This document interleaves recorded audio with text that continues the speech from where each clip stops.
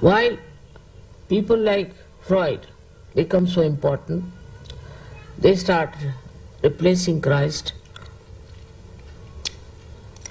and people become enamored by that. Because human beings, if they know that in potential state they are all divine, they all have to become divine, and not to go down to the level of animals, even worse than that. If they realize it, that their main object of life is resurrection, that they have to rise above all these so-called temptations of life. If they know this potential,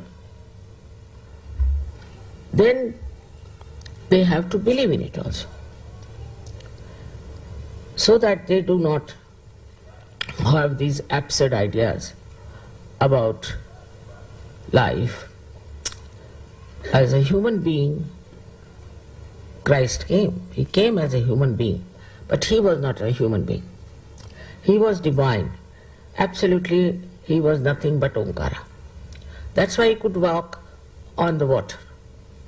There was nothing materialistic in him, you can say, no matter in him. If there was any matter, he could not have walked on the water. But if people start discarding all these facts about his birth, about his walking on the water and all that, then what is left of Christ I can't understand. Now this message of resurrection is very important, but what you find that as you get 3 days holidays, people are just doing what one should not do. They have gone to some places, maybe with their wives, may not be with their wives, with anybody, into some sort of a rubbish, and they enjoy things which cannot be enjoyed by anybody who is a realized soul. So we have to know ourselves that now we have got our realization, we've got it. Not that it is in a potential state, but it is in a kinetic state. So for us, Christ should be a model, what kind of life we should live. In those days of Christ, there were no aeroplanes, there were no cars, nothing. But he went from places to places and talked to them about spiritual life. The people were not yet evolved. They were not mature enough. So he could not give them realization, but he talked about dharmic life. He went to the extreme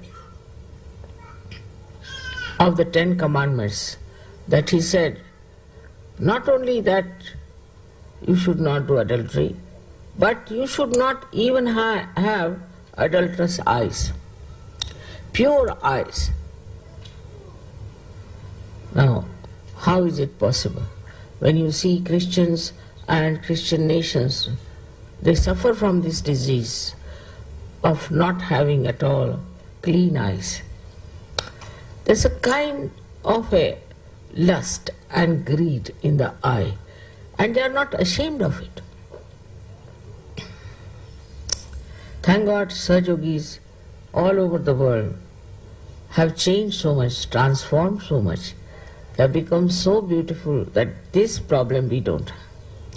And if somebody has it, we want that person to get out of Sahaja till they cure themselves and come to normal. The main problem of the Christian nation is that they have become too much mental. Even sex they do mentally, in the sense they flirt. The eyes are so much all the time looking at something and reacting to it. They cannot witness anything. Anything they see, they start thinking about it, react to it. then the reaction, because they are not evolved, can take them to any level of bestiality, worse than beasts. For example, an innocent person sees something, he goes into thoughtless awareness and he just enjoys the beauty of that. But a person who is full of lust and greed can never enjoy anything. On the contrary, he would like to possess that thing, or would go beyond the limits of his authority and enjoy somebody else's wife, somebody else's husband. It's a very subtle thing which we should understand. When we make friendship with others, what do we enjoy in the friendship? What do we see in that friendship? As realized soul, how your friendship should be.